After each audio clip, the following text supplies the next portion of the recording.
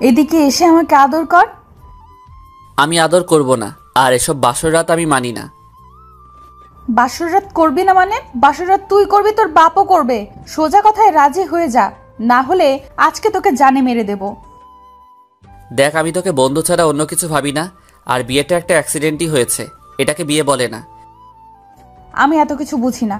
বিয়ে হয়েছে তোর সাথে, আর তাই তোর সাথেই বাসর করব। দেখ, এমনিতেই রেগে আছি, তার উপরে তুই আবার প্রেশার দিচ্ছিস, সেগুলো আমি মেনে নিতে পারছি না। আচ্ছা যা, আদর করতে হবে না। আমার বাসর ঘর নিয়ে যে স্বপ্নগুলো আছে সেগুলো পূরণ করে দে, তাহলেই হবে। দেখ, তোর সব স্বপ্ন পূরণ করে দিব, শুধু কিস করাটা ছাড়া। ঠিক আছে। কি আর করার, সুমাইয়াকে কোলে নিয়ে ছাদে গেলাম। এলোমেলো সবকিছু গুছিয়ে বলে দিচ্ছি। চলুন পরিচয়টা দিয়ে নিই, তারপর প্রথম থেকে শুরু করব। আমি আনোয়ার হোসাইন, এবার কলেজের ফাইনাল ইয়ারের ছাত্র। বাবা মায়ের একমাত্র ছেলে। আব্বু একজন বিজনেসম্যান আর আম্মু গৃহিণী। আর যার সাথে আমার বিয়ে হয়েছে সে হলো আমার বেস্ট ফ্রেন্ড সুমাইয়া। বাসা বেশি দূরে না, আর ছোটবেলা থেকে আমরা বেস্ট ফ্রেন্ড। সুমাইয়াদের ফ্যামিলির সাথে আমাদের ফ্যামিলির সম্পর্ক অনেক ভালো।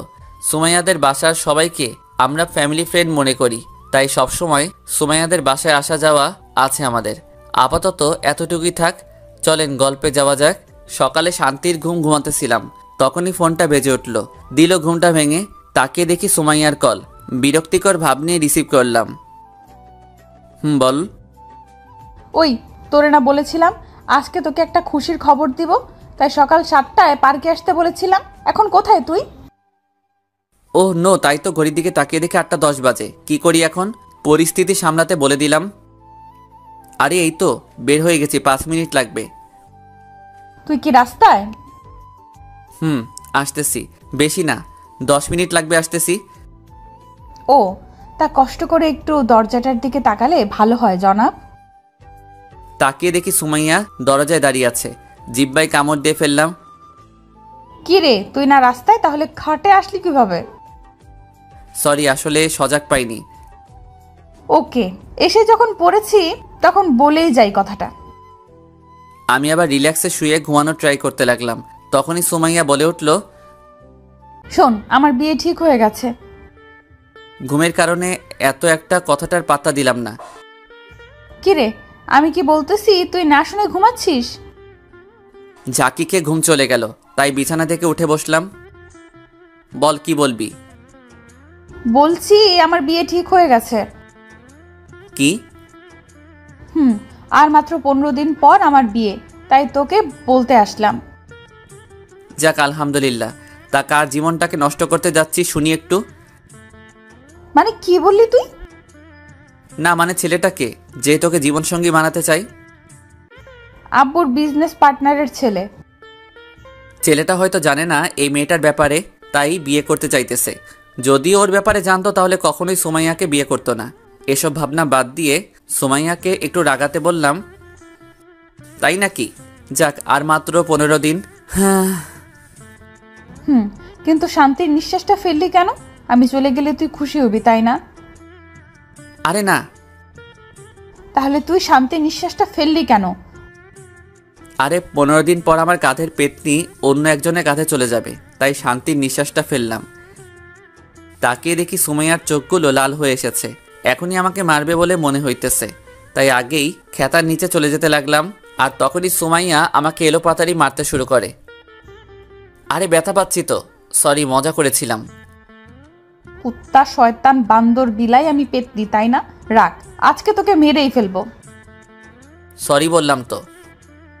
তাও মারা বন্ধ হলো না। অবশেষে উপায় না দেখে সুমাইয়ার হাতগুলো ধরে ফেললাম। এখন সুমাইয়া থামলো।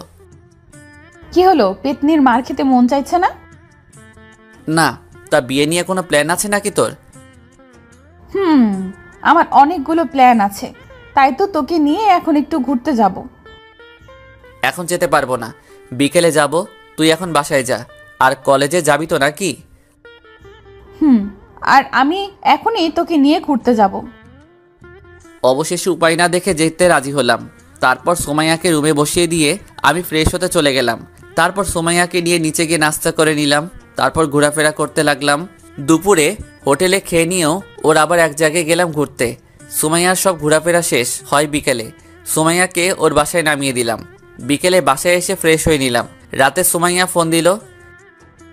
কিরে এখন ফোন দিয়েছিস কেন?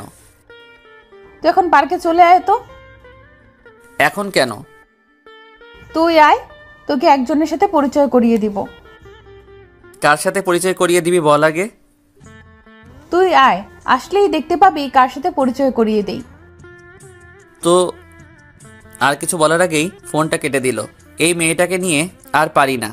মাঝে মাঝে এমন কিছু বলে বসে যা বলার মতো না। যাক, বিয়ের আর কিছুদিন বাকি, তাই সহ্য করে নেই। রেডি হয়ে চলে গেলাম পার্কে। অনেকক্ষণ খোঁজাখুঁজি করে সুমাইয়াকে বের করলাম এক কোনায়। নির্জন জায়গায় বসে আছে সুমাইয়া, সাথে একটা কেউ আছে খেয়াল করলাম। কাছে গিয়ে দেখি একটা ছেলে সুমাইয়ার সাথে বসে আছে। কিছুটা অবাক হলাম। কিরে, তোর আসতে এত সময় লাগে? আসতে সময় লাগেনি, তোকে খুঁজে বের করতে সময় লেগেছে। ও, উনি কে সুমাইয়া? ও হলো শাওন, তোর হবু দুলা ভাই। ও হ্যালো ভাই। হ্যালো।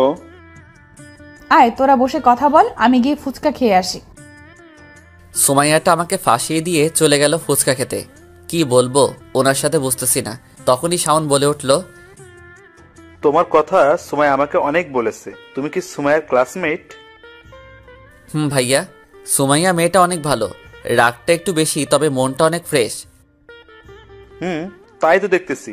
তা তুমি সুমাইয়াকে ভালোবাসো না? ফ্রেন্ড হিসেবে অনেক ভালোবাসি আমি, তার চেয়ে বেশি কিছুই না। ওকে, তা সুমাইয়ার বিয়ে হয়ে গেলে তোমার কষ্ট হবে না? বেস্ট ফ্রেন্ড চলে গেলে কার না কষ্ট হবে বলেন? তবে কিছুদিন পর সব ঠিক হয়ে যাবে ইনশাল্লাহ। তুমি সত্যিই খুব ভালো, আর ধন্যবাদ এতদিন সুমাইয়াকে আগলে রাখার জন্য। আরে কি বলেন? আচ্ছা ভাইয়া, আমাকে এখন বাসায় যেতে হবে। ওকে, সাবধানে যেও। ওকে, ভালো থাকবেন, পরে কথা হবে। আর সুমাইয়াকে আমি পাঠিয়ে দিতেছি। বলেই সেখান থেকে কেটে পড়লাম। সুমাইয়ার কাছে এসে দেখি ফুচকা খাচ্ছে। সুমাইয়া পারেও ফুচকা খেতে। ওই তোর খাওয়া শেষ হয়েছে, আমি গেলাম। তুই ওনার সাথে কথা বলা শেষ করে পরে আয়। ওকে। আরেকটা কথা, বিয়ের আগে এমন কিছু করিস না। বুঝতেই তো পারছিস কি বলতে চাইতেছি। তুই আমাকে নিয়ে এত চিন্তা করা শুরু করলি কবে থেকে? তোর ভালোর জন্যই বললাম। ওকে, তুই চিন্তা করিস না, কথা দিলাম তোকে এমন কিছুই হবে না বিয়ের আগে। ওকে, তাহলে তুই থাক, আমি গেলাম। তারপর সেখান থেকে বাসায় চলে আসলাম। এসে সেদিনের মতো ঘুমিয়ে গেলাম। এভাবে 12 দিন চলে গেল। সুমাইয়া অনেক খুশি, যা ওকে দেখেই বোঝা যাচ্ছে। আর এই কয়েকদিন সুমাইয়া আমাকে সব সময় ওর সাথে রেখেছে। আর মাত্র 3 দিন বাকি ওর বিয়ের। বাসাটা প্রায় সাজানো শেষ, প্রায় সব আত্মীয় আসা শেষ। কারণ কালকে সুমাইয়ার গায়ে হলুদ, আর বাসাটা পুরো মানুষে ভর্তি। সকালে ঘুমাচ্ছিলাম, তখনই সুমাইয়ার কল আসলো, তাই ঘুমের চোখে ফোনটা রিসিভ করলাম। বল, কি বলবি? তুই এখনই আমাদের বাসায় আয়, কাজ আছে। দেখ, কাল রাত 1টা এসে ঘুমিয়েছি, তাই এত সকালে আসতে পারবো না। আসবি কেন? আমি এখন কে, আর আমাকে দিয়ে কি কাজ আছে?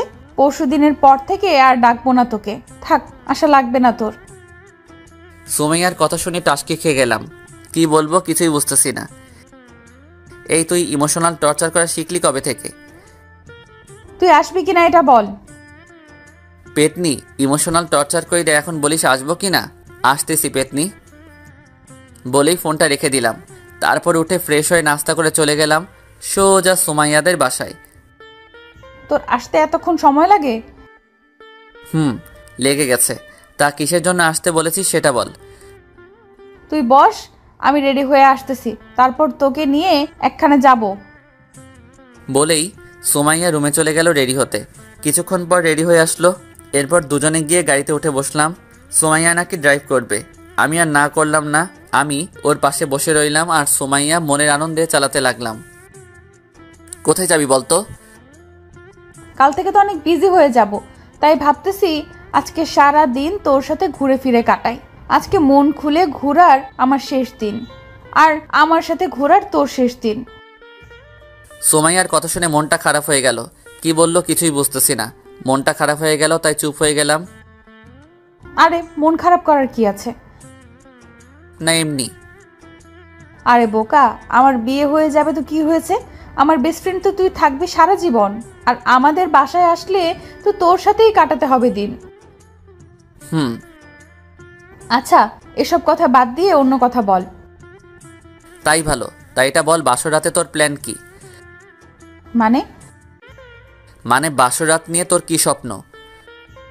সুমাইয়া কিছুক্ষণ কি যেন ভাবতে লাগলো, তারপর বলতে শুরু করলো, অনেক স্বপ্ন আছে, কিন্তু কাউকে বলবো না। আমাকেও বলবি না? তোকে বলা যায়, কারণ তুই তো আমার ব্যাপারে সব জানিস। তাহলে বল শুনি। প্রথমে আমার বরকে বলবো আমাকে কোলে নিয়ে ছাদে যেতে, তারপর আমি আমার বরের কাঁধে মাথা রেখে চাঁদ দেখবো অনেকক্ষণ, তারপর আবার কোলে নিয়ে রুমে নিয়ে আসবো, তারপর আমাকে একটা শাড়ি দিয়ে বলবে যে এটা পরে ওনার সামনে থাকতে। এরপর এসে দেখবো উনি শুয়ে আছে, আমিও গিয়ে ওনার পাশে শুয়ে পড়বো। সকালে কথা হবে বলে উনি শুয়ে পড়বে, তারপর আমি আমার বর ঘুমিয়ে যাওয়ার পর আমি তার সারা মুখে অনেকগুলো কিস করে আমিও ঘুমিয়ে পড়বো। সুমাইয়ার মুখে এসব কথা শুনে আমি হা হয়ে ওর দিকে তাকিয়ে রইলাম। কিরে, এভাবে তাকিয়ে কি দেখছিস? না, ভাবছি তুই এত রোমান্টিক হয়েছিস কবে থেকে? আমি রোমান্টিক ছোট থেকেই, কিন্তু মনের মতো কাউকে পাইনি বলে এতদিন রোমান্টিকতা লুকিয়ে রেখেছিলাম। তার কি এমন প্রতিভা আছে তোর যা আমি জানি না? আর কিছুই নেই। সত্যি বলছিস তো? তা তুই বিয়ে করবি কবে? বেশি না, আর 6 থেকে 7 বছর পর। কি? তখন তো তুই বুড়া হয়ে যাবি, তখন তো কোনো মেয়ে তোকে বিয়েও করবে না। কিছু না বলে হালকা হাসলাম। আচ্ছা, তোকে একটা কথা জিজ্ঞেস করি। বল। আচ্ছা, তুই আজ পর্যন্ত গার্লফ্রেন্ড বানালি না কেন কোনো মেয়েকে? তোর মতো শত্রু থাকতে গার্লফ্রেন্ডের কোনো প্রয়োজন নেই। সুমাইয়া কোনো কিছু না বলে জোরে হাসতে লাগলো। তবে তোর বিয়ের পর কাউকে ঠিকই গার্লফ্রেন্ড বানিয়ে নিব। ওকে। আচ্ছা, তুই এখনো পর্যন্ত বয়ফ্রেন্ড বানাসনি কেন? আমার প্রশ্ন আমাকেই করছিস? মনে কর তাই। আচ্ছা তাহলে বলি, আসলে বয়ফ্রেন্ড থাকা মানে আলগা প্যারা, আর আমি প্যারা নিতে পারি না। আর বয়ফ্রেন্ডের সাথে নিজের যা শেয়ার করতাম তা তোর সাথেই করতে পারি, তাই ওইসব বয়ফ্রেন্ডের প্রয়োজন পড়েনি। ও, তা বিয়ের পরে কি করবি ভাবছিস? বরকে নিয়ে হানিমুনে যাব, তারপর তো পরীক্ষা চলে আসবে, পরীক্ষা দিয়ে আবার অবসর সময়টা কাটাতে দেশের বাইরে থেকে ঘুরে এসে ভার্সিটিতে ভর্তি হয়ে যাব। ভালোই। তারপর সারাদিন ঘোরাফেরা করে সন্ধ্যায় সুমাইয়া আমাকে বাসার সামনে নামিয়ে দিয়ে গেল। আমি ভেতরে চলে যাচ্ছিলাম, তখনই সুমাইয়া আবার ডাক দেয়। আমি গাড়ির কাছে আসতেই বলল, কাল সকালে আন্টি আঙ্কেলকে নিয়ে আমাদের বাসায় চলে আসবি, না আসলে যে তোর অবস্থা আমি কি করব তা তুই ভাবতেও পারবি না। ওকে, যা, তুই সকালে আব্বু আম্মু নিজেরাই চলে যাবে, তুই চিন্তা করিস না। ওকে, থাক তুই, আমি গেলাম। তারপর বাসায় গিয়ে খাওয়া দাওয়া করে দিলাম এক ঘুম। সকালে আম্মুর ডাকে ঘুম ভাঙে। কিরে, সুমাইয়া ফোন দিতেছে, যাবি না তুই? তোমরা যাও, আমি একটু পরে আসতেছি। আম্মু আর কিছু না বলে চলে গেল। আমি আরও কিছুক্ষণ ঘুমিয়ে নিয়ে তারপর উঠে ফ্রেশ হয়ে চলে গেলাম সুমাইয়াদের বাসায়। গিয়ে সবার আগে সুমাইয়ার সাথে দেখা করলাম। আমাকে দেখেই রেগে লাল হয়ে গেল। তোর এতক্ষণে আসার কথা ছিল? সরি রে, আসলে রেডি হতে দেরি হয়ে গেছে। আন্টি আমাকে বলেছে তুই কোথায় দেরি করেছিস। ও সরি। দুপুরেরটা ভালোই কেটে গেল। বিকেলে হালকা রেস্ট নিতে শুয়েছিলাম, তখনই খেয়াল করলাম আঙ্কেল মন খারাপ করে আব্বুকে কিছু বলতেছে। চেহারায় অনেক টেনশন আঙ্কেল আন্টির। তাই কি হয়েছে জানতে গেলাম ওনাদের কাছে। কি হয়েছে আঙ্কেল? না, কিছু না। কিছু তো একটা হয়েছে। আন্টি কি হয়েছে আপনি বলেন তো একটু। আসলে শাওনদের বাসা থেকে ফোন এসেছিল, ওরা বলেছে শাওন নাকি কোনো এক মেয়েকে নিয়ে বাসা থেকে পালিয়ে গেছে, তাই বিয়েটা হবে না। কি? হ্যাঁ বাবা। এখন এগুলো বললে কিভাবে হবে? সব আয়োজন করা শেষ, বাসায় সব মেহমানও চলে এসেছে, এখন বিয়ে হবে না বললে কিভাবে চলবে? মানুষের কাছে কিভাবে মুখ দেখাবো এটা ভাবছি, সবাই কি বলবে আমাদেরকে। পাশে তাকিয়ে দেখি আব্বু কি যেন ভাবতেছে আমার দিকে তাকিয়ে। তারপর বলে উঠল, হোসাইন, তুমি একটু ভিতরে যাও, আর কথাটা যেন সুমাইয়া বা কেউ জানতে না পারে, ঠিক আছে? ওকে। বলেই রুমে চলে গেলাম। রুমে গিয়ে ভাবতে লাগলাম এখন কি হবে। সুমাইয়া যদি জানতে পারে ওর বিয়ে ভেঙে গেছে তাহলে ওর কি অবস্থাটা হবে। না, আর ভাবতে পারতেছি না। প্রায় ঘন্টাখানেক চলে গেল এভাবে। না, বাহিরে গিয়ে দেখতে হবে সবার কি অবস্থা। তাই বাহিরে বের হলাম। বাহিরে এসে দেখি সবকিছু আগের মতোই চলতেছে। সুমাইয়ার কাছে গিয়ে দেখি সুমাইয়া হাসতেছে। কাহিনীটা বুঝতেছি না।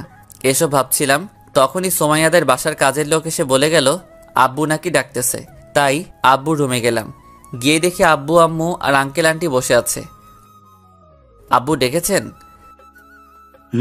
তোমাকে একটা কথা বলার ছিল, এদিকে এসে বসো। তারপর আমিও গিয়ে আম্মুর পাশে একটা সোফায় বসে গেলাম। হোসাইন, আমরা ঠিক করেছি সুমাইয়ার বিয়েটা হবে, আর তোমার সাথেই হবে। কি? কেন, কোনো সমস্যা আছে নাকি? আব্বু, আমি সুমাইয়াকে শুধু ফ্রেন্ড ভাবি, এর থেকে বেশি কিছু না। তাহলে এখন থেকে অন্য কিছু ভাবো, তাহলে সব ঠিক হয়ে যাবে। আব্বু, আপনাদের আমি কিভাবে বোঝাবো সুমাইয়া আমার বেস্ট ফ্রেন্ড? আর বেস্ট ফ্রেন্ডদের কি কেউ বিয়ে করে নাকি? আমি আর তোমার আম্মুও তো বেস্ট ফ্রেন্ড ছিলাম। শোনো, বেস্ট ফ্রেন্ড যখন বউ হয় তখন সম্পর্কে সারা জীবনে কোনো সমস্যা হয় না, কারণ তারা একজন আরেকজনকে খুব ভালো করে চিনে। তারপরেও এটা কেমন দেখায় না? আচ্ছা, মনে করো তোমাকে যদি আমরা একটা মেয়ে পছন্দ করে বিয়ে করাই, পরে যদি দেখা যায় তুমি যা করতে ভালোবাসো মেয়েটা একেবারে পছন্দ করে না, আর মেয়েটা যা পছন্দ করে তা তোমার পছন্দ হয় না, তখন লাইফের সবচেয়ে বড় সমস্যা শুরু হবে। কি বলবো এখন ভাবতেছি। তখনই আব্বু আবার বলে উঠল, দেখো, আমরা তোমার ভালো চাই, তাই সময়ের সাথে তোমার বিয়েটা হোক, সেটা আমরা চাইছি। আর এমন পার্টনার কোথায় পাবে যে তোমাকে এত ভালো করে আগে থেকেই জানে? বিয়ে করলে তুমি খুশি থাকবে এটা জানি, বাকিটা তোমার হাতে। আর তোমার ফ্রেন্ডের এই বিপদে তোমাকে এগিয়ে আসতে হবে। ভাবতে লাগলাম ঠিকই তো, সব বাদ দিলেও সুমাইয়াকে এই অসম্মান থেকে বাঁচাতে হবে। কি বলবো কিছু বুঝতে না পেরে বললাম, ঠিক আছে, কিন্তু সুমাইয়া কি রাজি হবে এই বিয়েতে? রাজি না হলে কি হয়েছে, তুমি রাজি করাবে সুমাইয়াকে। মানে তুমি এখন গিয়ে সুমাইয়াকে প্রপোজ করবে। যদি রাজি না হয়? না হলে পরে আমি বুঝিয়ে রাজি করাবো, ওটা আমার উপর ছেড়ে দাও। ওকে, তো এখনই গিয়ে প্রপোজ করতে হবে নাকি? যাও। তারপর বুকে হালকা সাহস নিয়ে গেলাম সুমাইয়ার রুমের কাছে। দেখি সুমাইয়া হাতে মেহেদি দিচ্ছে, তাও ওর কাছে গিয়ে চুপচাপ দাঁড়িয়ে রইলাম, ফুলটা পিছনে নিয়ে। কিরে, কোথায় ছিলি এতক্ষণ? কিছু না বলে চুপচাপ দাঁড়িয়ে রইলাম। প্রশ্নের উত্তরে জবাব না দেওয়া দেখে সুমাইয়া আমার দিকে তাকায়। হয়তো বুঝতে পেরেছে কিছু বলতে চাই, তাই বলল, কিরে, কিছু বলবি? মাথা নাড়িয়ে হ্যাঁ বললাম। তো বল, কি বলবি? I I I love you. মানে? সুমাইয়া, আমি তোকে ভালোবাসি, বিয়ে করবি আমাকে? পিছনে থেকে ফুলটা বের করে ওর সামনে ধরলাম। সুমাইয়া কিছু না বলে অবাক হয়ে আমার দিকে তাকিয়ে রইল। হয়তো আমার চেয়েও বড় শক্ট খেয়েছে হিমা নিজেই। কিছুক্ষণ তাকিয়ে থেকে হঠাৎ একটা চর বসিয়ে দিল। হাতের যত মেহেদি ছিল তা এখন আমার গালে লেপটে গেছে। চর খেয়ে গালে হাত দিয়ে চুপচাপ দাঁড়িয়ে রইলাম। হঠাৎ সুমাইয়া বলে উঠল, আগামীকাল দুপুরে বলতি বিয়ে হওয়ার পর, তখন আরো ভালো হতো। বোকা, এই কথাটা বলতে এত সময় লাগিয়েছে, বোকা কোথাকার। সব ঘটনা থেকে যতটা না শক্ট হয়ে খেয়েছি তার চেয়ে বেশি শক্ট খেয়েছি সুমাইয়ার এই কথাগুলোতে। এসব ভাবছিলাম তখনই মনে পড়ল সুমাইয়ার হাতে তো মেহেদি, সেগুলো নিশ্চয়ই আমার পিছনে মাখিয়ে দিয়েছে। তাই বলে উঠলাম, ওই ছাড় আমাকে, তোর হাতে না মেহেদি দিয়েছিলি, সেগুলোকে আমার গালে আর পিঠে মাখিয়ে দিয়েছিস নাকি? আর বেশি বকবক না করে আমাকে জড়িয়ে ধর। কিছুক্ষণ সুমাইয়া জড়িয়ে ধরে থাকে আমাকে, তারপর হঠাৎ ছেড়ে দিয়ে বলে ওঠে, চল, আব্বু আম্মু আর আঙ্কেল আন্টিকেও তো রাজি করাতে হবে। ওনাদের রাজি করানো শেষ। মানে? তুই একবার পিছনে তাকিয়ে দেখ। সুমাইয়া পিছনে তাকাতেই আব্বু আম্মু আর আঙ্কেল আন্টি সুমাইয়াকে ইশারায় সাই দিল। সুমাইয়া শরমে আবার আমার বুকে মুখ লুকালো। সন্ধ্যায় আব্বু আম্মু আর আমি বাসায় চলে আসি। রাতে যতটুকু পারি বিয়ের আয়োজন করি। এভাবে রাতটা কেটে যায়। বিকেলে আব্বু, আমি আর আরও কয়েকজন গেলাম সুমাইয়াদের বাসায়। রাতে বিয়ের সবকিছু শেষ হলে সুমাইয়াকে নিয়ে আমাদের বাসায় চলে আসি। ফ্রেশ হয়ে গিয়ে একটু ছাদে হাঁটাহাঁটি করি। 12টার দিকে আম্মু এসে রুমে যেতে বলে, তাই নিচে এসে রুমে চলে আসলাম। রুমে এসে দেখি সুমাইয়া রুমে নেই। বেলকনিতে গিয়ে দেখি সুমাইয়া দাঁড়িয়ে নিচে কি যেন দেখতেছে। আমার যাওয়ার আওয়াজ পেয়ে আমার দিকে তাকালো। কি রে, তুই এসে গেছিস? তা তুই এখানে কি করছিস? এমনি সবাই মিলে খাটে বসিয়ে দিয়ে গেছে, অনেকক্ষণ থাকার পর ভালো লাগছিল না, তাই এখানে দাঁড়িয়েছিলাম। ও আয়, রুমে আয়। সুমাইয়া আর আমি রুমে চলে আসি। একটা কথা বলতো, তুই কি আমাকে ভালোবাসিস? সুমাইয়ার মুখে এই কথা শুনে হালকা অপ্রস্তুত হয়ে গেলাম। হঠাৎ এমন কথা বলছিস কেন? তুই যখন আমাকে প্রপোজ করেছিলি তখন আমি তোর চোখে ভালোবাসা দেখিনি, তাই জিজ্ঞেস করলাম। আচ্ছা বলতো, তখন কেন বলেছিলি ভালোবাসিস? তোকে ভালোবাসি না এটা মনে করিস না, তবে ওই সময় বলেছি কারণটা হলো। তারপর গতকালে সবকিছু খুলে বললাম সুমাইয়াকে। সব শুনে সুমাইয়া চুপ হয়ে গেল। দেখ, বেস্ট ফ্রেন্ড হিসেবে আমি তোকে অনেক ভালোবাসি, কিন্তু তুই বউ হলে কি হবে না কেমন দেখাবে ওইটা নিয়ে কখনো ভাবিনি। আচ্ছা, বিয়েটা কি আমাকে বিপদ থেকে উদ্ধার করার জন্য করেছিলি? কিছুক্ষণ সুমাইয়া চুপ করে কি যেন ভাবলো, তারপর বলে উঠল, আচ্ছা এসব কথা বাদ দিয়ে এই রাতটা উপভোগ করি, চল। মানে? এদিকে এসে আমাকে আদর কর। আমি আদর করব না, আর এসব বাসরাত আমি মানি না। বাসরাত করবি না মানে? বাসরাত তুই করবি, তোর বাপও করবে। সোজা কথায় রাজি হয়ে যা, না হলে আজকে তোকে জানে মেরে দেব। দেখ, আমি তোকে বন্ধু ছাড়া অন্য কিছু ভাবি না, আর বিয়েটা একটা অ্যাক্সিডেন্টই হয়েছে, এটাকে বিয়ে বলে না। আমি এত কিছু বুঝি না, বিয়ে হয়েছে তোর সাথে, আর তাই তোর সাথেই বাসর করব। দেখ, এমনিতেই রেগে আছি, তার উপরে তুই আবার প্রেশার দিচ্ছিস, এগুলো আমি মেনে নিতে পারছি না। আচ্ছা, যা আদর করতে হবে না, আমার বাসর রাত নিয়ে যে স্বপ্নগুলো আছে সেগুলো পূরণ করে দে, তাহলেই হবে। দেখ, তোর সব স্বপ্ন পূরণ করে দিব, শুধু কিস করাটা ছাড়া। সুমাইয়া রাগি চোখে কিছুক্ষণ তাকিয়ে থেকে কি যেন ভাবতে লাগলো। ঠিক আছে। কি আর করার, তাই সুমাইয়াকে কোলে নিয়ে ছাদে গেলাম। গিয়ে সুমাইয়াকে বসিয়ে দিয়ে আমিও ওর পাশে বসে গেলাম। সুমাইয়া আমার কোলে মাথা রেখে আকাশের চাঁদ দেখতে লাগলো। কি দেখতেছিস ওই চাঁদে? পছন্দের মানুষ যখন পাশে থাকে তখন চাঁদকে অনেক সুন্দর দেখায়, আর তুই এটা বুঝবি না। তার মানে আমি তোর পছন্দের মানুষ? পাম দিতেছস নাকি? সুমাইয়া রাগি চোখে তারপর আমার দিকে তাকালো। তারপর হঠাৎ করে সুমাইয়া লিপ কিস করে বসলো। আমি পুরো টাসকি খেয়ে গেলাম ওর এমন কাণ্ড দেখে। কিছুক্ষণ পর সুমাইয়া আমাকে ছেড়ে দিয়ে হাঁপাতে লাগলো। আমার এখনো ঘোর কাটেনি, তাই টাসকি খেয়ে বসে আছি। এবার হয়েছে বিশ্বাস, এবার কোলে নিয়ে রুমে চল। কিছু না বলে সুমাইয়াকে নিয়ে সোজা রুমে চলে আসলাম। তারপর সুমাইয়াকে নামিয়ে দিয়ে ফ্রেশ হতে চলে গেলাম। ফ্রেশ হয়ে এসে দেখি সুমাইয়া সব গহনা খুলতেছে ড্রেসিংয়ের সামনে বসে। রুমে বেশি একটা আলো নেই, তার উপরে যা আছে সবগুলো মোমবাতি, আর তার সামনেই বসে সুমাইয়া গহনাগুলো খুলতেছে। মোমবাতির আলোয় সুমাইয়াকে এক মায়াবতী লাগতেছে। মায়াপুরীর হয়তো রানী, হয়তো সুমাইয়া। এই প্রথম সুমাইয়ার দিকে বন্ধু ছাড়া অন্যভাবে তাকিয়েছি। এসব ভাবছিলাম, তখনই সুমাইয়া এসে হালকা ধাক্কা দিয়ে বলল, কি রে, এইভাবে আমার দিকে তাকিয়ে কি দেখছিলি? কিছু না। এইভাবে তাকিয়ে থাকলে আমার প্রেমে পড়ে যাবি। যা গিয়ে ফ্রেশ হয়ে আয়। সারাদিনে অনেক টায়ার্ড, তাই বেশি কিছু না বলে শুয়ে পড়লাম। জানি সুমাইয়া বাহিরে এসে আবার কিছু একটা করে বসবে, তাই চুপ করে শুয়ে রইলাম। কিছুক্ষণ পর সুমাইয়া এসে সোজা আমার উপরে শুয়ে গেল। এমনটাই হবে জানতাম, তাই অবাক হলাম না। সুমাইয়াকে বললাম, কি হলো, তুই আমার উপরে উঠে শুয়ে পড়লি কেন? ওই পাশে জায়গা আছে, যা গিয়ে ওইখানে শুয়ে পড়। কুত্তা, তুই না বললি আমাকে ভালোবাসিস না, তাহলে আমার জন্য ওয়াশরুমে শাড়ি রেখে আসলি কেন? তুই না বলেছিলি তোর বাসরাতের স্বপ্নের মধ্যেও এটাও একটা, তাই স্বামী হিসেবে পূরণ করে দিলাম। আমি তো বলেছিলাম আমার স্বামী আমাকে ভালোবেসে রাখবে শাড়িটা, তা তুই কি এটা ভালোবেসে রেখেছিলি?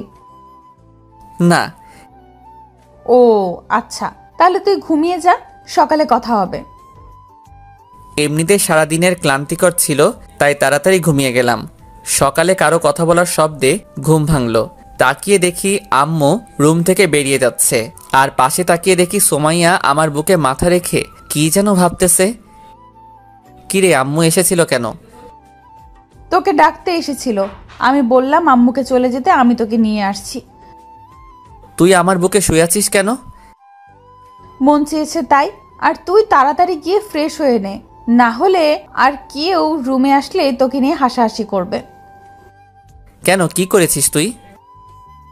আমার শেষ স্বপ্নটাও পূরণ করে নিয়েছি। তার মানে আমার সারা মুখে লিপস্টিকের দাগ লেগে আছে, তাই তো? সুমাইয়া হালকা লজ্জা পেল। উঠে ফ্রেশ হতে চলে গেলাম। ওয়াশরুমের আয়নায় তাকিয়ে দেখি সত্যি মুখের কয়েকটা জায়গায় লিপস্টিকের দাগ লেগে আছে। শাওয়ার নিয়ে তাড়াতাড়ি চলে আসলাম।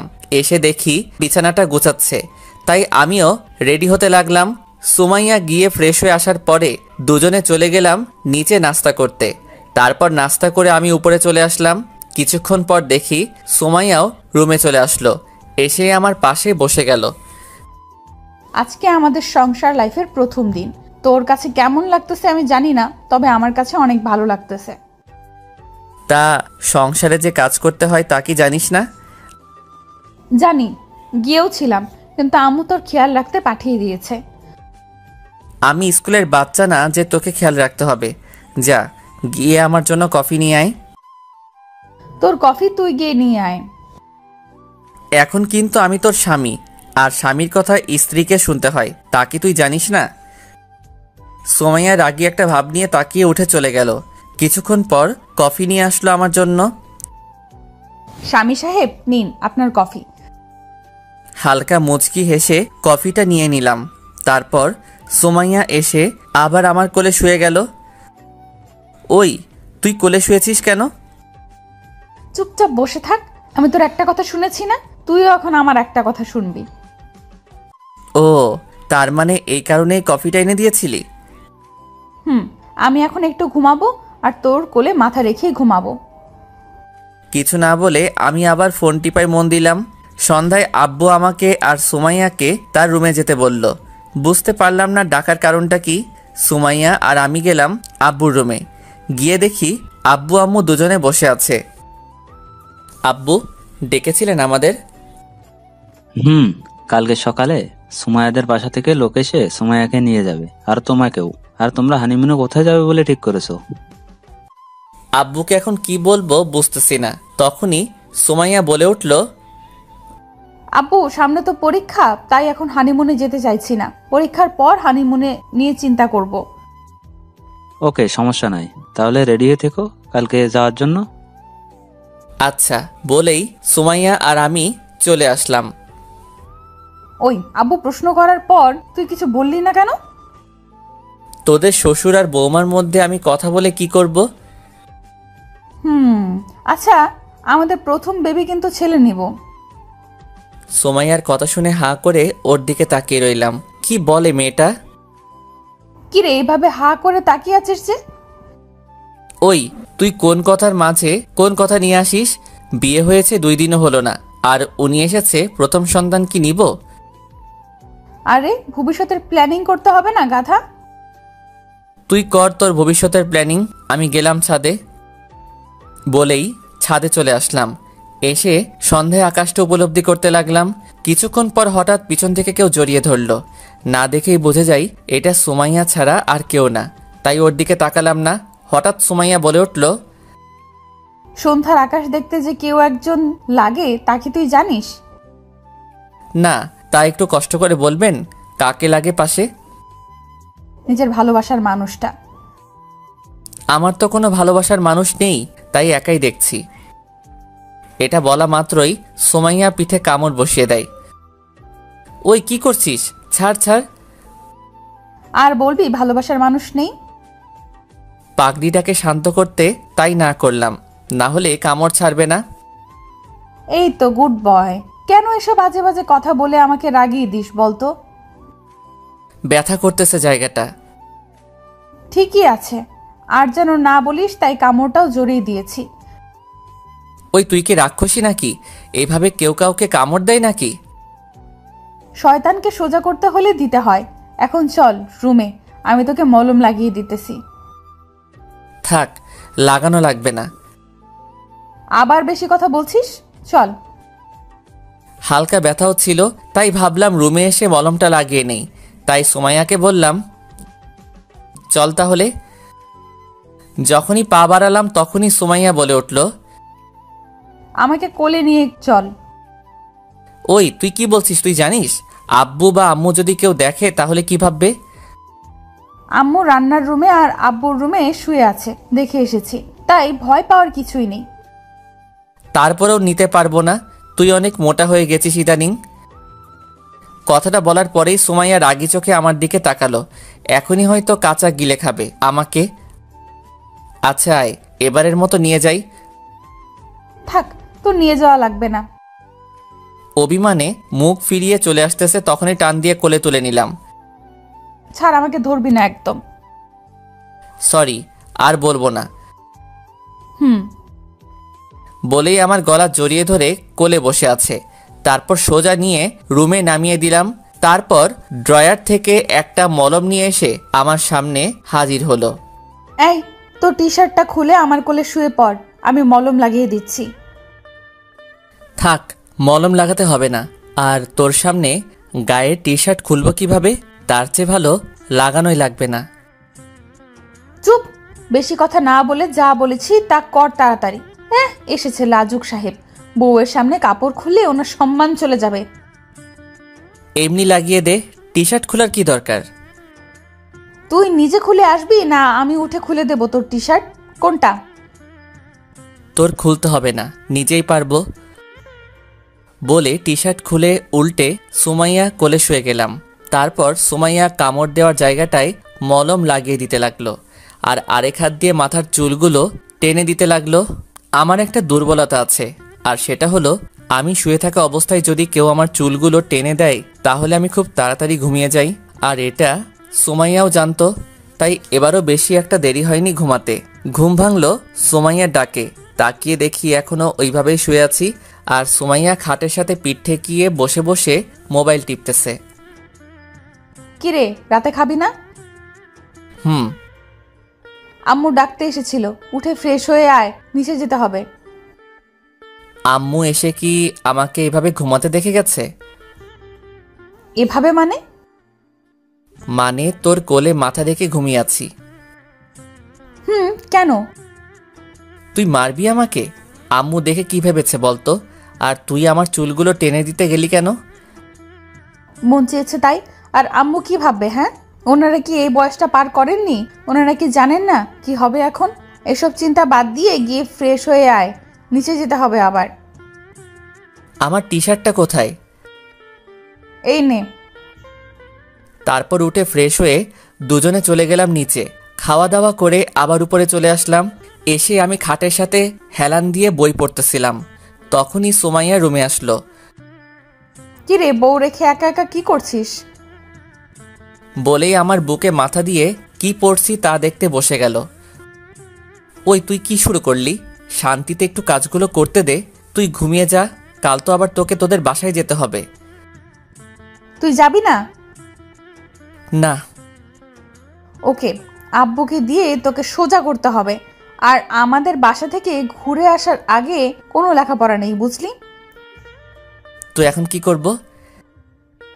ঘুমাবি আমার সাথে। আমি একটু আগে ঘুম থেকে উঠেছি, তাই এখন আর ঘুমাতে পারবো না। তাহলে দুজনে মিলে একটা কাজ করতে পারি। কি কাজ? চল আমরা সেক্স করি। সুমাইয়ার কথা শুনে টাসকি খেয়ে গেলাম। কি বলবো কিছুই বুঝতেছি না। এটা তো সেই সুমাইয়া না যাকে আমি বিয়ের আগে চিনতাম। কি রে, কি বলিস? ওই তুই কি বলছিস?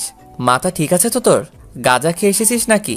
ঘুমা, না হলে আমি এখনই রুম থেকে চলে যাব বলে দিলাম। ওকে ওকে, আয় দুজনে ঘুমিয়ে যাই। আর অমন ভাবে অবাক হওয়ার কি আছে?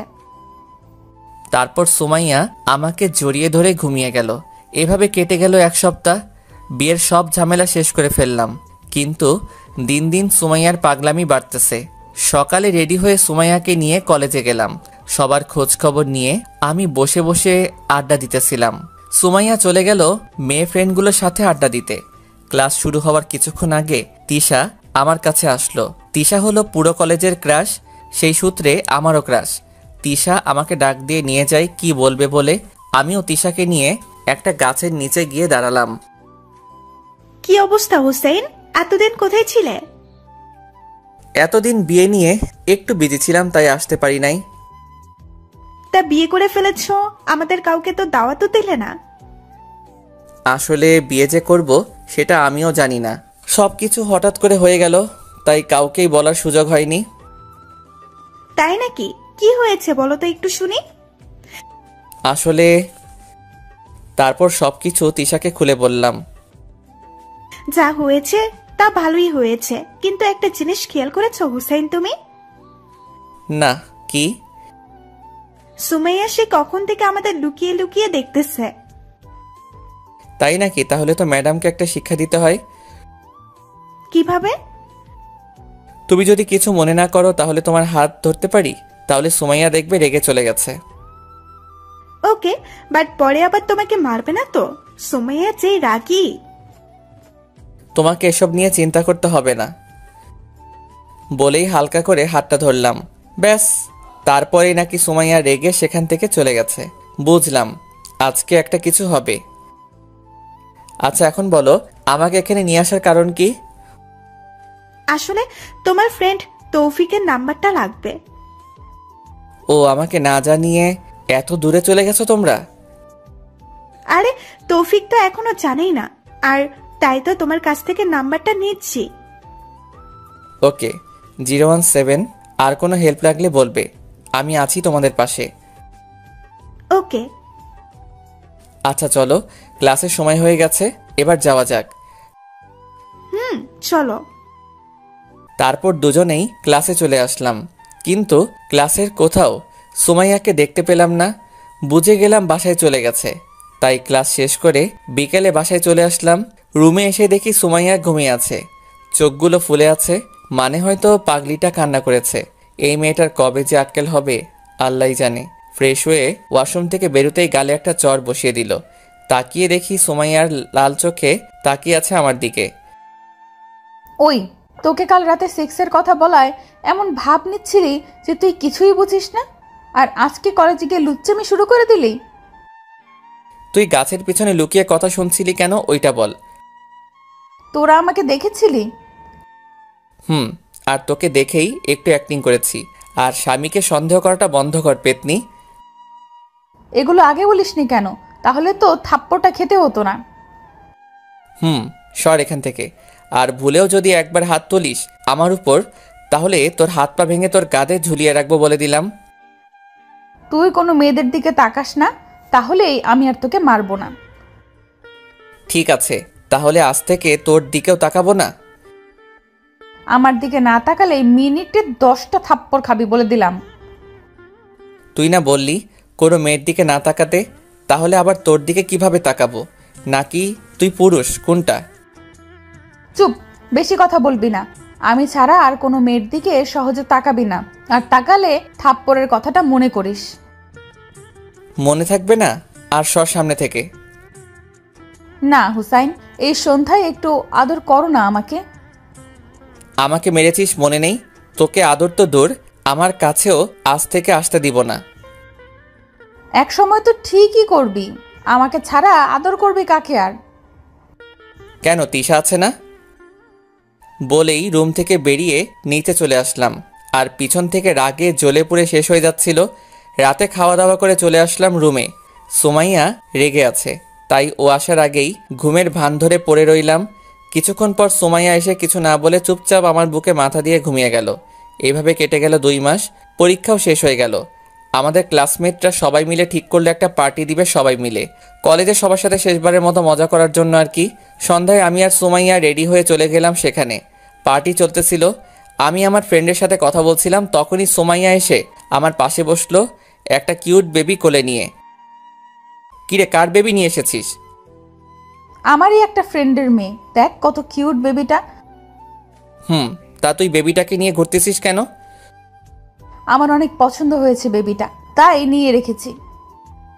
তুই এখনো সেই পিচ্চি রয়ে গেলি। কিছু না বলে সুমাইয়া আবার চলে গেল। পার্টি শেষ করে বাসায় আসার সময় দেখি সুমাইয়া মন খারাপ করে বসে আছে, কিছু না বলে বাসায় চলে আসলাম। রুমে এসে ফ্রেশ হয়ে এসে দেখি সুমাইয়া এখনো মন খারাপ করে বসে আছে। তাই জিজ্ঞেস করলাম, কি রে, এভাবে মন খারাপ করে বসে আছিস কেন? বেবিটা কত কিউট তাই না? জানিস বেবিটাকে ছেড়ে আসতে মন চায়নি। তো অন্যার মেয়েকে নিয়ে আসবে কিভাবে? তাও ঠিক। আচ্ছা, আমার একটা বেবি লাগবে, আর আজকেই তুই আমাকে দিবি। মানে এত রাতে বেবি পাবো কোথায় থেকে? কুত্তা, আমি তোকে বলতেছি আমি মা হব, আর তুই সেটাতে আমাকে হেল্প করবি। ওই তোর বয়স কত যে তুই মা হবি, পিচ্চি মেয়ে একটা? ওই, বেশি কথা না বলে আমাকে হেল্প করবি কিনা বল। না, বয়স হোক তোর, তখন মা হইস। দেখ, শেষবারের মতো বলছি, দিবি কিনা বল, না হলে আমি এক্ষুনি আমাদের বাসায় চলে যাব। চলে যা, তারপরে আমি রাজি না। আর তুই তো ভার্সিটিতে উঠবি কয়েকদিন পর, এখন এসব চিন্তা বাদ দিয়ে ঘুমা। সোমাইয়া আর কিছু না বলে ওর ব্যাগ গোছাতে লাগলো। আমি ওর পাগলামিগুলো দেখতে লাগলাম। ওই বেবিটা দেখার পর কি যে হলো ওর আল্লাহ জানে। মা হতে উঠে পড়ে লেগেছে, এসব ভাবছিলাম। তখনই দেখি ওর ব্যাগ গোছানো শেষ। যখনই রুমের দরজা খুলতে যাবে তখনই ওর হাতটা ধরে ফেললাম। ওকে বেরোতে দেওয়া যাবে না। সোমাইয়া, কি হয়েছে তোর? এরকম করছিস কেন? তুই মাত্র কলেজ লাইফ শেষ করেছিস, এখনই বেবি নিয়ে কি করবি তুই? আমার একটা বেবি লাগবে, তুই দিবি কিনা বল, না হলে ছাড় আমাকে, আমি এক্ষুনি চলে যাব। মা হওয়া এত সোজা না, আরও একবার ভেবে দেখ, পরে আমাকে বলতে পারবি না বলে দিলাম। সুমাইয়া অবাক হয়ে আমার দিকে তাকায়, তারপর ওর হাতের ব্যাগটা ফেলে দিয়ে এক লাফে আমার কোলে উঠে যায়। তারপর আর কিছু বলার আগে আমার ঠোঁটগুলো নিজের ঠোঁট দিয়ে বন্ধ করে দিল। 2 বছর পর কেটে গেল আমাদের সংসারের, আর ছোট একটা বেবিও আছে আমাদের। আজকে সুমাইয়া ভার্সিটিতে যায়নি, তাই বিকেলে ভার্সিটি থেকে ফিরে এসে দেখি সুমাইয়া রুমে একা বসে আছে। কি রে, তুই একা বসে আছিস? বাবু কই? বাবুকে আম্মুর কাছে দিয়ে এসেছি সামলাতে। কেন? আম্মু আমাদের বাবুকে সামলাবে, আর আমি আম্মুর বাবুকে সামলাবো। কোনটা বলিস? তোর মতলবটা ভালো লাগতেছে না। ভালো লাগা লাগবে না বলেই ধাক্কা মেরে খাটে ফেলে দেয়। তারপর আর কি, চলতে লাগলো আমাদের প্রেম কাহিনী। দোয়া করবেন সবাই, আমরা যেন সুখে শান্তিতে দিন কাটাতে পারি। ভালো থাকবেন সবাই, আল্লাহ হাফেজ।